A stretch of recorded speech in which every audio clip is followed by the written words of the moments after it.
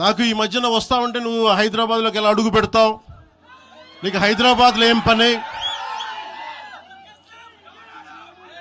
ఇది నేను ప్రత్యేకించి చెప్తా ఉన్నా. మీరెవరైనా నన్ను బెదిరించే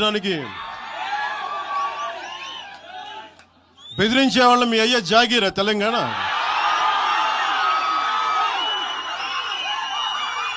నా మీద దాడులు చేస్తా ఉన్నారు కదా. నాకు తెలంగాణలో బెదిరింపుల కంటే కూడా ఆంధ్రాలో బెదిరింపులు ఎక్కువ. నాకు తెలంగాణలో ఇంకా రానివ్వు అంటారు నన్ను, ఆంధ్రాలో అయితే తల తీసేయనంటారు కోనసీమలో కొంతమంది. నేను ఓడిపోయినప్పుడు 2019లో ఓడిపోయినప్పుడు మన తెలంగాణ నాయకులు ఒకరే చెప్పారు, అన్నా మా తెలంగాణలో ఉంటే నీకు పరిస్థితి రానిచ్చేవాళ్ళం కాదని చెప్పి. నాకు నిజంగా